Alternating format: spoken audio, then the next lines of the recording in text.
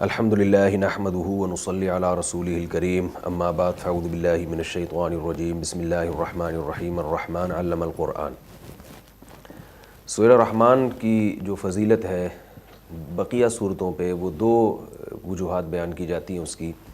Number ایک تو یہ ہے کہ اس صورت میں اللہ تعالیٰ نے جتنے اہتمام سے انسانوں سے خطاب کیا ہے بالکل اسی اہتمام سے جنات سے بھی خطاب کیا ہے۔ جی قرآن مجید میں باقی جو آیات ہیں جو قرآن مجید کا اسلوب ہے وہ یا ایھا الناس سے خطاب کرنا ہے، جس کا مصداق جو پہلا مصداق ہے وہ انسان ہے۔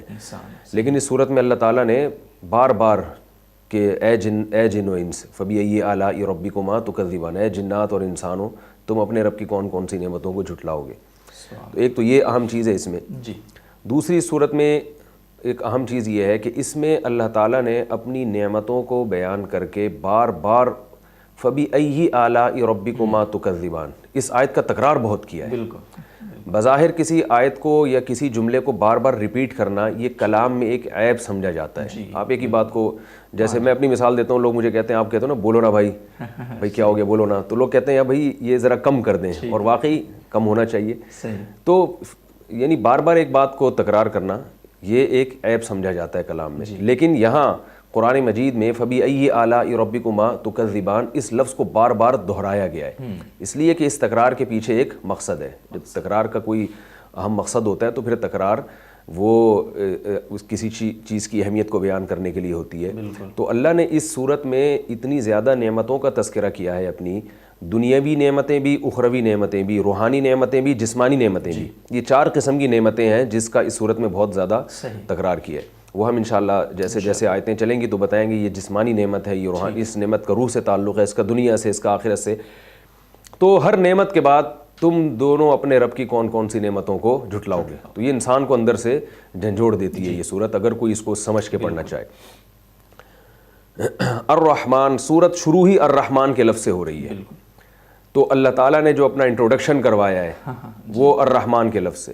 اس میں یہ بھی ایک ہمیں پیغام ملتا ہے کہ مذہب سے وحشت مت کرو، کیونکہ دین اللہ کا دین ہے۔ لوگ ڈرتے ہیں ہم دین کی طرف آ گئے تو پتہ نہیں ہمارے ساتھ کیا ہو جائے گا، تو فنڈامنٹلسٹ بن جائیں گے اور مختلف قسم کے تانے۔ تو اللہ نے بتایا کہ ہمیں ہر کام سے پہلے جو دعا سکھائی گئی ہے بسم اللہ الرحمن الرحیم، شروع اس اللہ کے نام سے جو بڑا مہربان نہایت رحم کرنے والا ہے۔ جب آپ کو ایک بات معلوم ہوتی ہے کہ آپ کی گورنمنٹ آپ کی عوام کے ساتھ خیر خواہ ہے، وہ ایسا قانون بنائے گی جس میں آپ کا فائدہ ہو، تو آپ پھر اس قانون کو دل و جان سے فالو کرتے ہیں۔ اور اگر آپ کو یہ پتہ چلے کہ آپ پر کوئی ایسا بادشاہ مسلط ہو گیا ہے جو ڈکٹیٹر ہے اور وہ اپنے مفاد سامنے رکھ کر وہ فیصلے کرے گا، تو پھر آپ اس قانون کو فالو نہیں کرتے۔ تو اللہ جہاں بھی اپنا انٹروڈکشن کرواتے ہیں تو رحمان کے لفظ کو ترجیح دیتے ہیں، یعنی اس لفظ کو زیادہ ہائی لائٹ کیا جاتا ہے۔ قل ادعوا اللہ او ادعوا الرحمن، جیسے کہ سورہ بنی اسرائیل میں ہے کہ اللہ کو اللہ کے نام سے پکارو یا رحمان کے نام سے پکارو، ایما تدعوا فلہ الاسماء الحسنی۔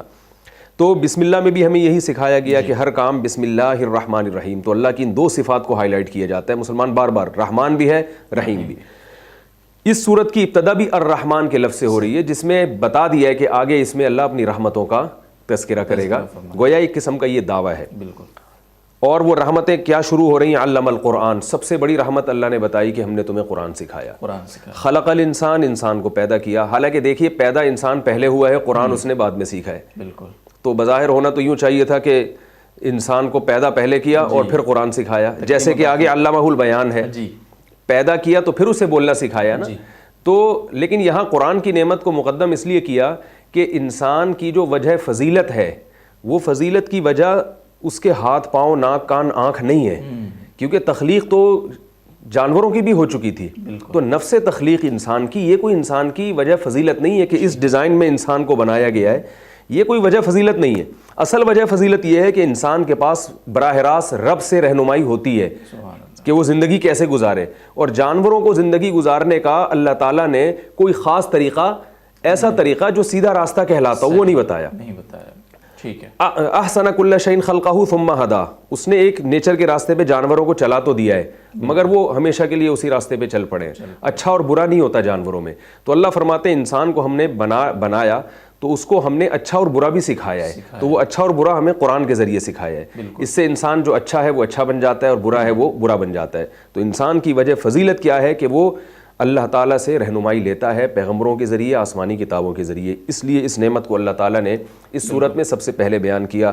خلق الانسان، جس نے انسان کو بنایا، علمہ البیان، اسے بولنا سکھایا. بیان، یہ صفت میں بھی انسان جانوروں سے ممتاز ہے.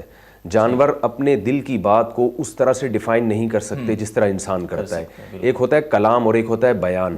تو بیان کلام سے بھی اوپر کی چیز ہے. جانور کلام بھی نہیں جانتے، بولتے ہیں مگر کلام نہیں کرتے. صحیح. اور بیان، اس سے بھی بیان کہتے ہیں بالکل کھول کھول کے ڈیفائن کر دینا. تو انسان کو اللہ نے یہ پاور دی ہے کہ جو بھی بات اس کے دل میں ہوتی ہے ایک ایک لفظ وہ اپنی زبان کے ذریعے اس کو سامعین تک پہنچا دیتا ہے.